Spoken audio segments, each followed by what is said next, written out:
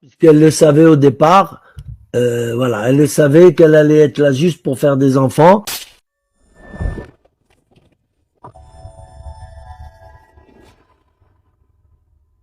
Toujours, je l'ai dit dans mon livre, dans l'éducation d'un voyou, j'ai dit que le jour où Hassan II a posé son cul sur le trône du Maroc, le Mossad est venu s'installer au Maroc.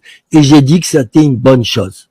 Parce que, si on veut, hein, quelque part, ça a été une bonne chose, pour le Maroc en tout cas. Mais il faut dire que, à partir de là, Hassan II, je le dis aussi dans le bouquin, a été l'espion d'Israël. Et c'est pour ça que les Israéliens ont gagné toute leur guerre contre les Arabes, parce que Hassan II les informait en tant que espion officiel d'Israël. Mohamed VI, il a l'arme fatale, c'est Pegasus, que Israël lui a donné. Voilà. Ce qui confirme bien ce que j'ai dit, que les rois, Hassan II et Mohamed VI, sont les valets d'Israël, sont les espions d'Israël. Ils ont trahi tous les pays arabes, voilà, pour faire gagner Israël dans toutes les guerres, et tout ça, ben, ça a été confirmé par Pegasus. Voilà, c'est simple. Pegasus, c'est un outil électronique qui permet d'écouter les gens, même sur la Lune. Même sur la Lune. On peut écouter Macron quand voilà, quand il fait ses ébats amoureux, on peut l'écouter, on peut voilà, on peut écouter tout le monde, même dans leur chambre. Le Maroc actuellement nie d'avoir utilisé Pegasus, je sais pas comment, mais ça va, on le sait, c'est bon, il faut arrêter l'hypocrisie, putain. Il y en a marre de toute cette hypocrisie. Le peuple, c'est le peuple qui fait vivre le pays. Donc le peuple a le droit de savoir ce qui se passe dans son pays, c'est normal. Et bon, je sais bien qu'il vient s'exercer ici au ramonage dans des clubs parisiens, homosexuels et tout. Ça, c'est des journalistes qui me renseignent.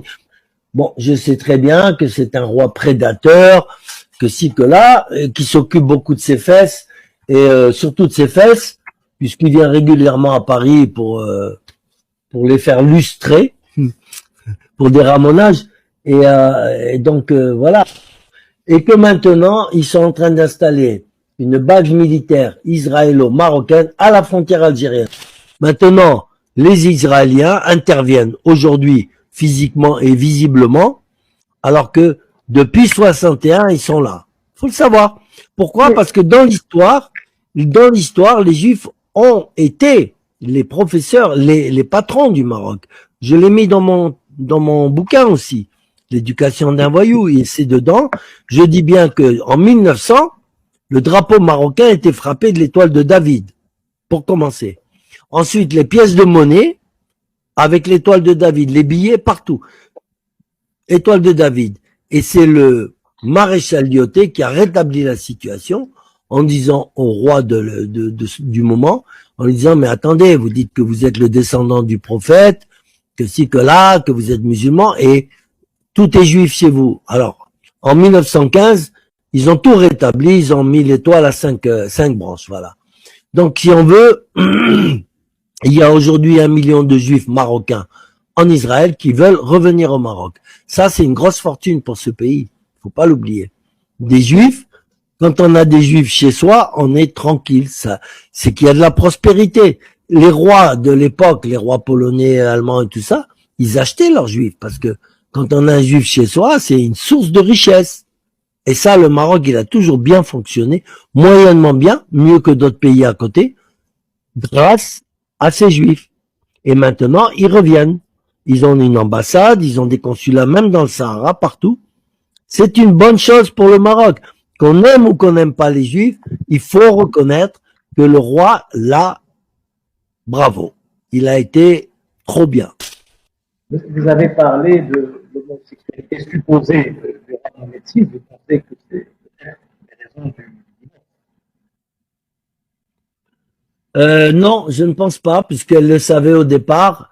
Voilà, elle le savait qu'elle allait être là juste pour faire des enfants et pas pour son plaisir. Mais bon, devenir reine du Maroc, c'est pas mal aussi.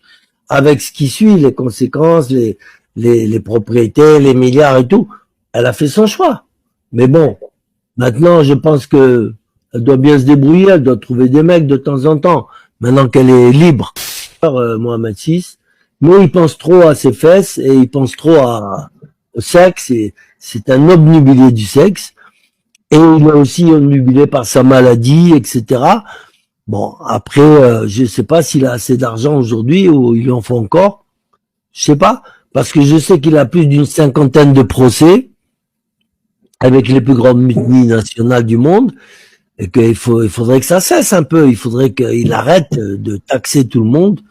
Je croyais que ça allait s'arrêter quand il y a eu l'affaire Ikea à Tanger. Je sais pas si vous êtes au courant, d'accord, que pour les Suédois avaient dépensé 80 millions d'euros pour préparer les trucs, les magasins et tout ça, et à la dernière minute, il a demandé la moitié des actions d'Ikea. Ils lui ont dit non, non, non. La moitié des actions d'Ikea à Tanger. Les Suédois, ils ont rouspété, il y a eu un scandale diplomatique et tout, et ça s'est plus ou moins arrangé. Mais voilà, il veut mettre la main partout, et ça, c'est pas bon. C'est un affamé, il est affamé d'argent, Je sais pas ce qu'il va en faire. Il a un château qui coûte au moins 6 à 700 millions d'euros en France, une garçonnière à 80 millions, et j'en passe, et des meilleurs, il a des richesses partout. Je vois pas ce qu'il veut de plus. Mais c'est ça qui guette les gens de pouvoir. Ils veulent s'enrichir au maximum. Des milliards, ça leur suffit pas. Mais qu'est-ce qu'ils vont en faire? Ils vont emporter tout ça au paradis ou en enfer avec eux? En enfer, sûrement. C'est ça c'est dommage. Parce que, au départ, Mohamed VI, il n'était pas comme ça, hein. On l'appelait le roi des pauvres. Voilà. Maintenant, c'est le roi des riches. C'est même l'empereur. Il est toujours le roi des pauvres parce que les Marocains sont toujours pauvres. D'accord. Eh ben, il faut espérer que ça change, mais il faudrait qu'on fasse plus d'émissions contre lui, l'attaquer, pour qu'il comprenne qu'un jour, il va falloir qu'il rembourse son blason. Mais les gens, ils prennent 20 ans de prison, 30 ans de prison avec la torture à la bouteille. Et les gens au Maroc, les pauvres. Il y a un certain cauchemar qui continue, qui n'est pas su de tout le monde actuellement. C'est-à-dire, ce n'est pas simplement un homme riche, un roi riche, c'est aussi quelqu'un qui torture et qui tue encore dans les prisons. Ouais, c'est possible, mais en France, ils sont aussi torturés d'une autre manière, mais c'est pas mieux, hein. D'une autre manière. On espère D'une autre manière, parce qu'on leur empêche de faire leur métier, c'est grave pour un journaliste, non? Oui, Voilà, on leur empêche de faire leur métier en France, c'est gravissime. Et c'est pas qu'on va les mettre en prison, mais on va leur faire perdre leur boulot, on va les mettre au banc de la société française. J'en connais un qui s'est fait virer de son boulot parce que il a fait une émission avec moi sur le Maroc. D'accord? Il s'appelle la radio, Sud Radio. Bien sûr, il a été viré à cause de l'émission que j'ai faite avec lui. شكرا لكم على مشاهدة هذا المقطع. ما تنساوش تشوفوا لا فيديو كاملة واللي دارت أكثر من 500,000 مشاهدة. تلقاو لو لين إيسي. كذلك شكرا لعدنان فيلالي على تقديمه أو على إقامته الحوار معي.